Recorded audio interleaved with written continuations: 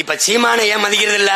நம்ம வயதானே இந்த இதே நானே ஒரு இந்திக்காரனாவோ ஒரு ஆந்திராவில இருந்து கர்நாடகாவில இருந்து கேரளாவில இருந்து பீகார்ல இருந்து வந்தவன் வச்சுக்க, இந்நேரம் 10 வருஷத்துக்கு முன்னாடி என்னை முதலமைச்சர் ஆக்கியிருப்பேன். உனக்கு ஒரு நோய் இருக்கு, தன்னிடத்தில் இருப்பதை விட பிறரிடத்தில் இருப்பது உயர்ந்தது. உன்னோட நோய் பெரிய நோய். நானும் 15 வருஷமா துவைச்சு காயப்பட்டு பாக்குறேன். மறுபடியும் அதே ஆளுக்க ஒட்டிக்கிட்டு வரேன்.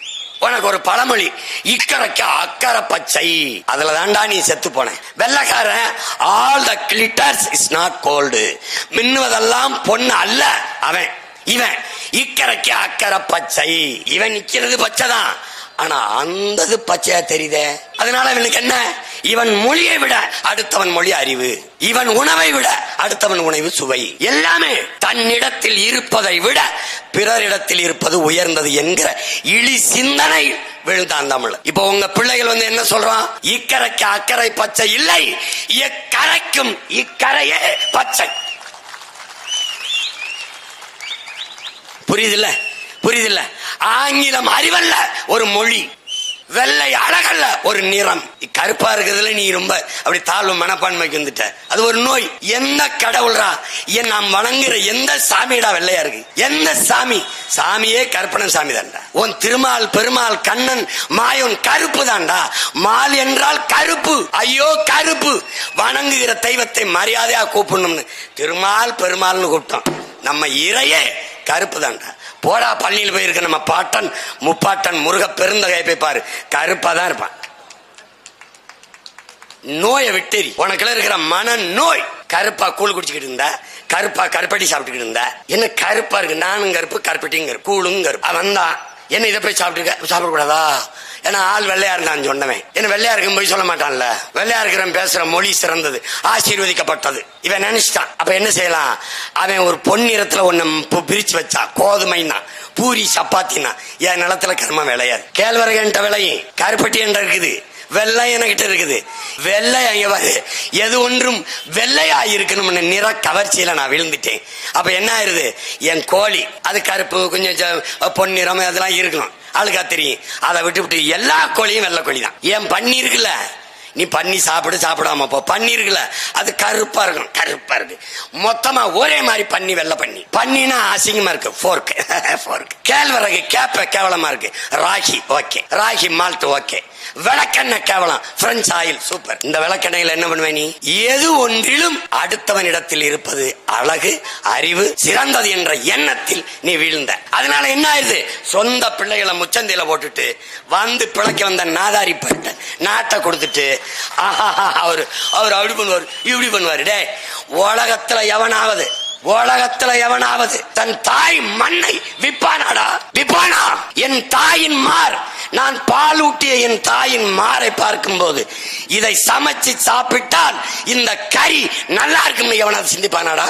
சிந்திச்சாண்டா இந்த ஆட்சியாளன். நம் தாய் நமக்கு பாலூட்டிய தாயின் முளை மார்பு போல பூமி தாயின் மலை மார்படா. மலை உன் தாயின் முளை மார்பில் பால், பூமி தாயின் மலை மார்பில் அறிவி. அறிவில் இருந்துதாண்டா ஆறு, ஆறுல இருந்தாண்டா நீர், நீர்ல இருந்தாண்டா சோறு, சோறுல இருந்தாண்டா வயிறு, வயிறுல இருந்தாண்டா உயிர், உயிர்ல இருந்தாண்டா வாழ்க்கை. இதாண்டா உலக சுழற்சி. தாயின் மாரை அறுப்பது போல மாரிலே பால் குடிக்கலாம், அறுத்து ரத்தம் குடிக்கலாமா? அந்த கொடுஞ்செயலை செய்பவன் இந்த திருட்டு திராவிட நாய்களடா. இந்த உன் தாயின் மாரை கரியாக எப்படி பார்க்க முடியாதோ அப்படி இந்த மலையை கல்லாகவும் மணலாகவும் எப்படிடா நீ பார்த்த? எப்படி பார்த்த? யார் உருவாக்க முடியும்? உங்க ஐயா முதலமைச்சர் சட்டசபையில தீர்மானம் போட்டு கையெழுத்து போட்டா மலை நாளங்களை வளர்ந்துருமாடா? உன் ஜபத்தால், உன் தபத்தால், உன் தொழுகையால், உன் அழுகையால், உன் வழிபாட்டால் அரையங்குலம் மலையை நீ உருவாக்கிவியாடா? மலை இல்லாத நிலம் பாலைவனம்ங்கிறத நீ உணராததா? அப்ப உன் கல்வி என்னத்தரா உனக்கு போதிச்சது? நீ என்னடா படிச்சு கிழிச்ச? என்ன படிச்சு கிழிச்ச?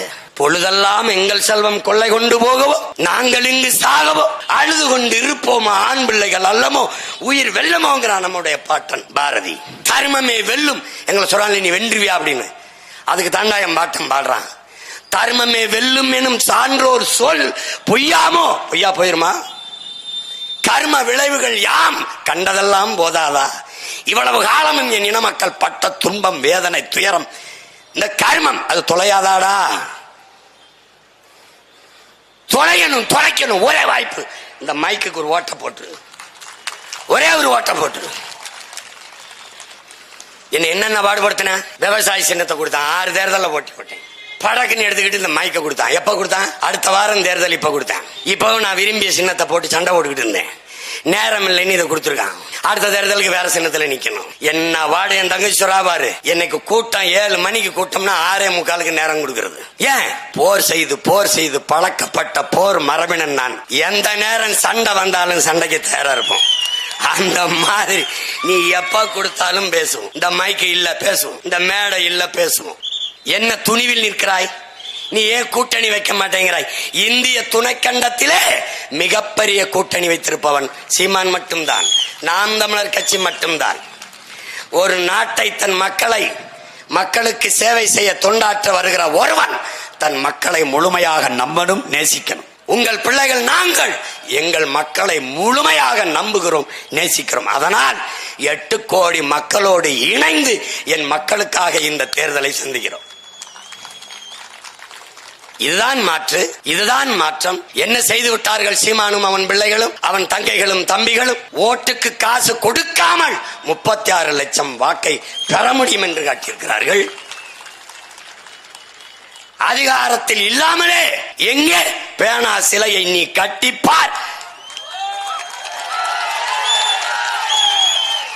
எங்கே நீ 8 வழிச்சாலை, என் விளை நிலங்களை பறித்து, என் வீட்டு மனைகளை வீடுகளை இடித்து, என் மலையை நறுக்கி நொறுக்கி 8 வழிச்சாலையை நீ போட்டு பார். முடியல. சிப்காடுக்கு 2000-3000 ஏக்கர் விளை நிலங்களை கையகப்படுத்துவது எங்க? 1 ஏக்கர் நிலத்தை நீ எடுத்துப்பார். இதோ ஈரோட்டில் அருந்ததிய சொந்தங்கள் தாயகம் திரும்பிய நம் மக்கள் வாழ்விடங்களை நீ ஆக்கிரமிப்பு, அப்புறப்படுத்து, வீட்டை எங்க இடிச்சுப்பார். தம்பி, ஆட்கள் தான் தம்பி, நாங்க சின்ன சின்ன ஆளுங்க, வேலையை ரொம்ப சீரியஸா செய்வோம். தம்பி நீ ஒண்ணும் பண்ண முடியாது தம்பி. நாங்கெல்லாம் 1-2 படிச்சதே ஜெயில் கம்பி என்னத்தான். ஆமா, என் சொந்தக்காரன் பூரா போலீஸாவும் வக்கீலாவும் இருக்கிறது படிச்சதே எங்களுக்காக தான். இந்திய நிலப்பரப்பில் ஒரே நாளில் 100 வழக்கு வாங்கின ஒருத்தருக்குன்னா நான் தான். உங்களை போல கொள்ளையடிச்சு ஊராஞ்சொத்து திருடி உலையில போட்டு 30,000 கோடி 40,000 கோடி திருடிச்சதில்ல, மக்களுக்காக போராடி பேசி பெரியாரை இழிவுபடுத்தி விட்டாருன்னு வழக்கு. பைத்தியக்காரங்களுக்கு பிறந்த பைத்தியக்காரங்களா, 60 ஆண்டுகளா உங்க பெரியார் தாண்டா என் இன மக்களையும் எங்களையும் இழிவுபடுத்திருக்க.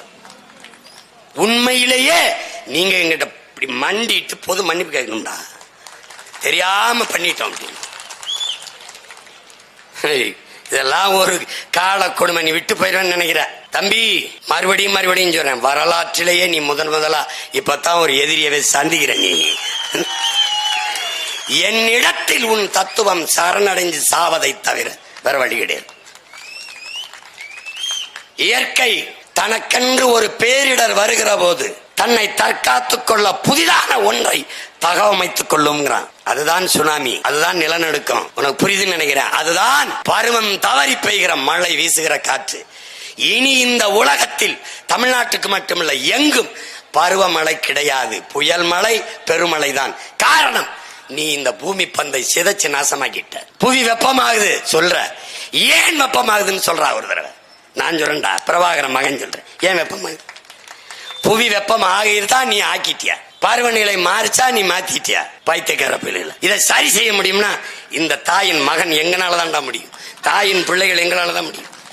இந்த மண்ணை மக்களை பேரன்பு கொண்டு காதலிக்கிற பிள்ளைகளா தாண்டா அது முடியும். அப்ப ஒரு தகவமைத்துக் கொள்வது போல 50,000 ஆண்டுகளுக்கு மூத்த தமிழ் தேசிய இனத்தின் மக்கள் சிதைந்து அழிந்து கொண்டு போகிற போது இந்த பூமியை ரட்சிக்க மீட்க இறைமகன் இயேசு வந்தது போல எல்லாம் அல்ல ஏக இறைவன் அளவற்ற அருளாளன் அல்லாஹ் அவர்கள் தன்னுடைய தூதராக ஸல்லல்லாஹு அலைஹி வஸல்லம் அவர்களை இந்த பூமிக்கு அனுப்பி வைத்தது போல எங்கெங்கு அநீதி நடக்கிறதோ அங்கெல்லாம் நான் அவதாரம் எடுத்து வருவேன் என்று எங்களுடைய மாயவன் உங்களுடைய கிருஷ்ண பரமாத்மா சொன்னது போல தமிழ் பேரினம் மொழி சிதைந்து, கலை இலக்கிய பண்பாடு சிதைந்து, மானம் அழிந்து அழிவின் விளிம்பிற்கு போகும்போது என் அன்னை தமிழ் தாய் வரலாற்றின் வயிற்றிலிருந்து பெற்றால் ஒரு மகனை, அவன்தானடா எங்கள் உயிர் தலைவன் மேதகவே பிரபாகரன்.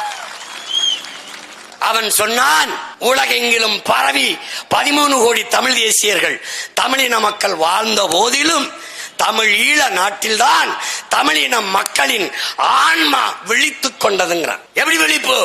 நாம் அடிமையாக வாழ்கிறோம், நாம் உரிமை இழந்து கட்டுண்டு அடிமையாக வாழ்கிறோம். என்ன செய்யலாம்? அடிமையாக வாழ்வதை விட சுதந்திரமாக சாவது மேலானது, அதுவும் அந்த சுதந்திரத்திற்காக சாவது மேலானது என்ற விழிப்பு தமிழ் தேசிய மக்களில், தமிழீழ நாட்டில் வாழ்ந்த மக்களுக்கு வந்தது. அதைத்தான் தமிழ் தேசிய மக்களின் ஆன்மாவின் விழிப்பு என்றார். அவர்கள் விழித்துக் கொண்டார்கள். அதனால் என் அன்பு மக்களே, சட்டசபை சீட்டிற்கோ பாராளுமன்ற சீட்டிற்கோ அந்த தலைவனின் பின்னால் செல்லவில்லை. பிறந்த நாட்டிற்காக உயிரை கொடுத்து போராட வந்தார்கள். 50,000 பேர், 5 பேரோட காட்டுக்குள் நுழைந்த தலைவனை 50,000 பேர் அவனுக்காக செத்திருக்கிறார்கள்.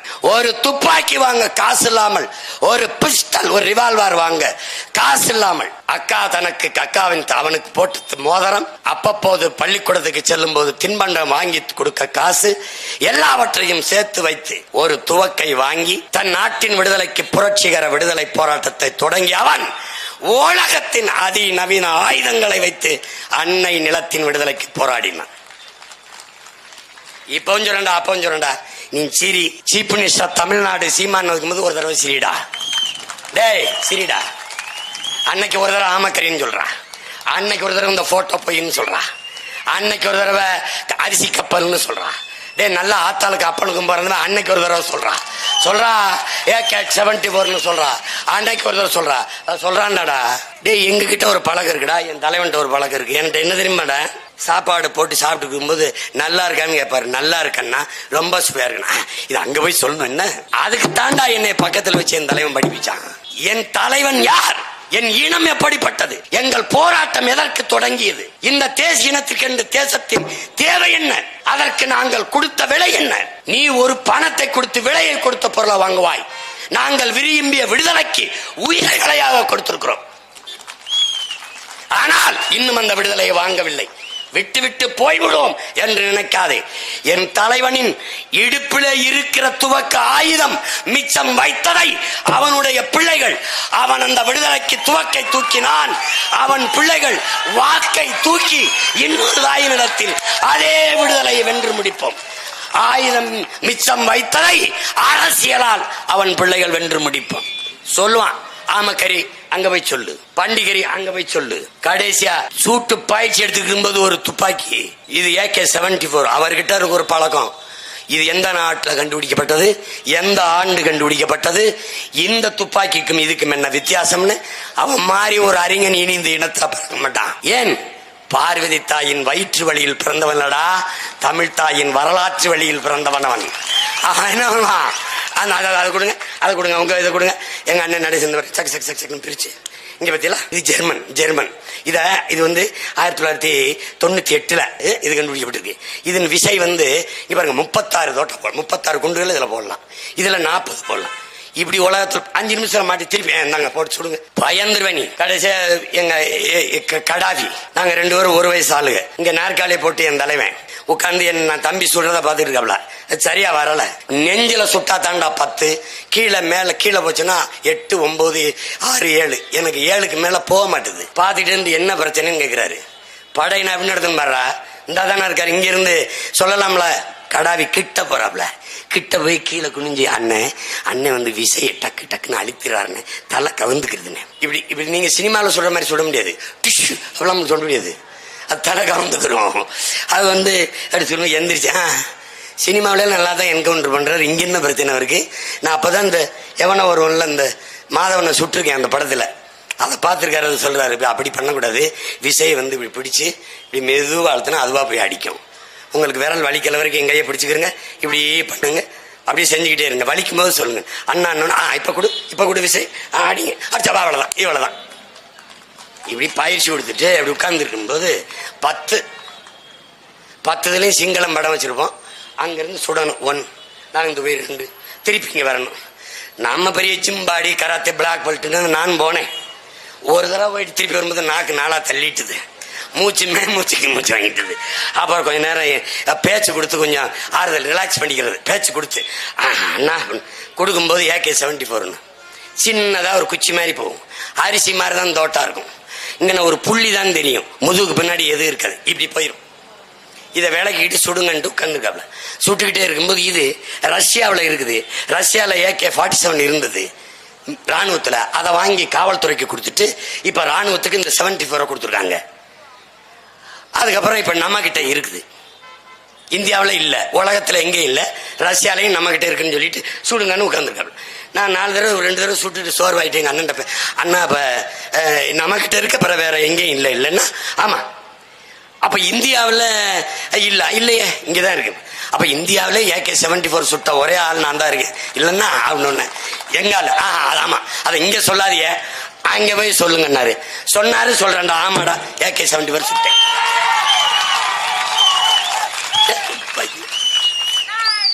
ஏடா உங்களை மாதிரி 60 வருஷமா பொய் சொல்லி புளிகி பிழைக்கிற பிச்சைக்கார பைய கூட்டத்தில் வந்தவன் நினைக்கிறேன். ஏய் ஓடா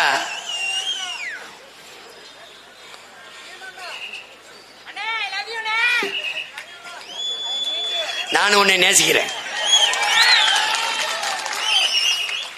காதலுக்கு பரிசா ஒரு ஓட்ட போட்டு மைக்கில்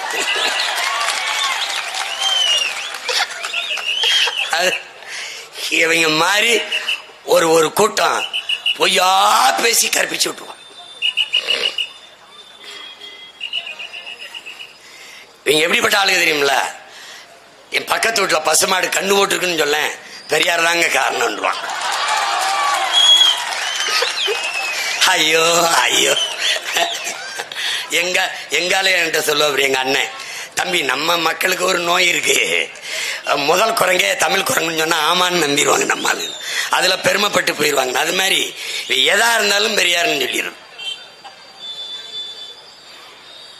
இப்படி சொல்லி பாரு, குடிக்க வச்ச 5 லட்சம் பேர் தாலி எடுத்திருக்காங்க, இது அவர் தாங்க காரணம். சொல்ல உலகத்துல லஞ்சம் வாங்குறது என்ன தப்புன்னு கேட்ட முதல் தலைவன் அவர் தான். என்ன தப்பு? கான்ட்ராக்ட் கொடுக்குறோம், 100 ரூபாய் சம்பாதிக்கிறான், அவன் 40 ரூபாய் நமக்கு கமிஷன் கொடுத்தா அதுல வாங்கின என்ன தப்பு?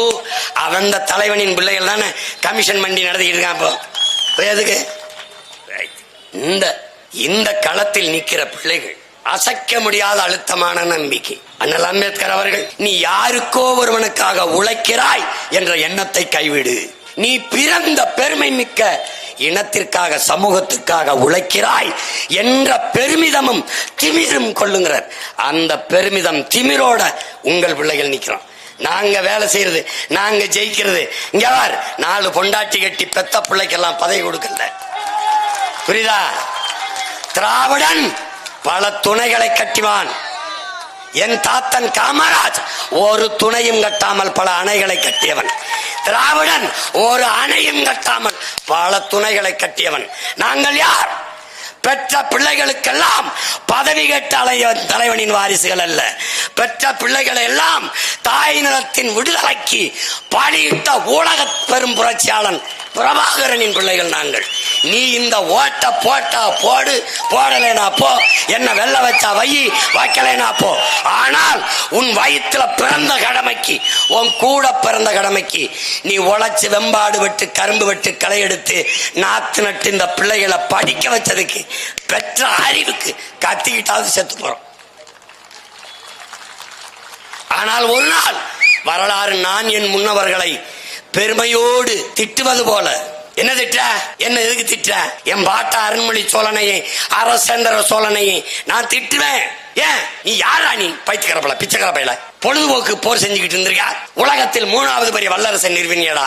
இந்த முக்கா கிரவுண்ட் இடம் கூட உன் பிள்ளைகளுக்கு இல்லையாடா? உலகம் பூரா கொடியேத்திட்டு வந்தியடா. இந்த கொடிய இந்த புலி கொடிய எங்களை குடிய திணியாடா பைத்தியக்கார பயல. உலகம் புறான் தமிழன் நாடா இருந்திருக்க மாடா நாயே. எங்களை கொண்டாந்து முட்டுச்சந்துக்களை நீத்திட்டாடா. இந்த பாரு இங்க எங்க யாரும் வரமாட்டாங்களோ அங்க போய் பேசிக்கின்றான். டே இந்திய பெருங்கடலடா, வங்காள விரிகுடா இல்லது, வங்க கடல் இல்லது, சோழன் லேக், சோழன் ஏரி. போய் படுறா வரலாற்றுல. இங்க பாரு எங்க மீனவர்கள் படகு போட்டி வைக்கிற மாதிரி கப்பல் ஓட்டி விளையாண்டு தெரிஞ்சிருக்காண்டா நம்ம பாட்ட அரசேந்திர சோழன். உலக இந்தியாவின் கடற்படையின் முன்னோடி அரசேந்திர சோழன் தான். உலகத்தில் புரட்சிகர இயக்கங்களில் வான்படை கண்டவன் ஒருவனுமே கிடையாது. நம்ம பாட்டன் கடற்படை தான் கண்டான். அவன் பேரன் பிரபாகரன் தான் வான்படையும் கண்டான். அலை மாகடல் நிலம் வானில் உன் அணி மாளிகை ரதமே, அவை ஏறிடும் விதமே உனது அதிகாரம் நிறுவுவாய். தரை கடல் வான் எல்லாவற்றிலும் அதிகாரத்தை நிறுவனான். கடல் வரைக்கும் தான் அவன் பாட்ட நிறுவினான் சோழன். விண்ணிலையும் தன் அதிகாரத்தை நிறுவியவன் ஒரே தமிழ் மறவன், எங்கள் உயிர் தலைவன். நீ எங்க அண்ணன் ஏர்போர்ட் மூர்த்தி சொன்ன மாதிரி நீ எனக்கு ஓட்டு போட்டுத்தான் ராஜா ஆகணும். வழியே கிடையாது, வழியே கிடையாது. இங்க எனக்கு உன்னை விட்டா நாதி இல்ல, உனக்கு என்னை விட்டா வேற நாதி கிடையாது. நீ எங்க தம்பி இங்க பாருங்க, ஆத்தாள் அப்பனே நடு வயல்ல முளைக்குச்சி அடிச்சு மாட்டை மேய விடுவோம் பாரு.